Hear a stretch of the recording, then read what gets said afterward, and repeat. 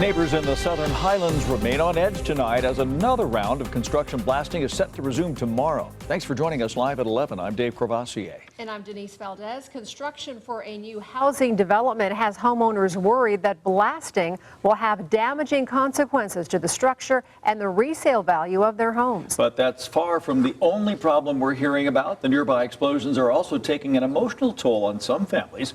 Katie Boer joins us now live with their stories. Katie?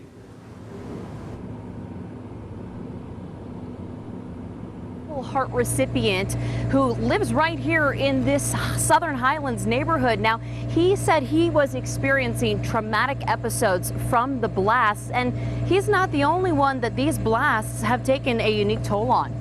Every foot there's new cracks. There's one right here. And then it began to actually spread. Diana Batista first started noticing the damage to her family's home back in July. Right here is where the initial cracks started showing up. She began recognizing the structural problems after construction crews began clearing the way for the Highland Hills development project taking place just beyond her house. Meaning this normally quiet street where her 3 boys love to play has been experiencing some startling recent interruptions. Been some blasting. While the physical damage is evident, Diana's even more concerned about the emotional toll. I have 3 children with autism. One of them is pretty severe as far as the extent of his anxiety. So we've had times where we had no warning and he ran out of the house as soon as the blasting happened, wondering, was that a tornado? Was that an earthquake? Is the house going to fall down? She says all 3 of her autistic children started experiencing stress from the blasts, triggering outbursts. It sounds really loud. Yeah. It like shakes the house. Yeah. It's like really weird. Her youngest, 4-year-old Grayson, started smearing feces on the walls, something he's never done before. It was right after the first blast. Oh. And while their new therapy puppy has provided some comfort to the kids, it didn't stop this concerned mom from reaching out to the construction company Wesco. And I kind of got the impression that my concerns, he felt like I was just being a difficult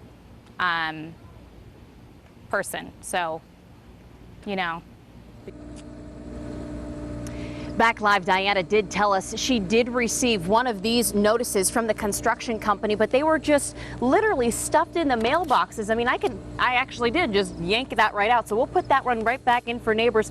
No postage on these ones as well. Of course, we did get a chance to speak with Commissioner Susan Brager today. She told us she has been made aware residents have contacted her about some of the damage that they are seeing in their homes. She says she plans to be out here touring some of the damage and meeting with residents here this Friday. Reporting in the Southern Highlands, Katie Boer, I'll send it back inside to you. Katie, you've been following this story since last night, and you mentioned that there was another blast scheduled for tomorrow. Any idea if that's still on? Actually, I mean, that's what we can assume right now, because that's what the most recent flyer is. It's saying Wednesday, tomorrow, between 10 and 12 noon. So, of course, some residents saying, though, even with these notices, the blasts aren't happening at scheduled times. We did reach out to David Donner, who is listed as the contact for Wesco. We did get in touch with him today. He said, no comments. Back to you guys. All right, Katie, thanks for that update. Well, it is a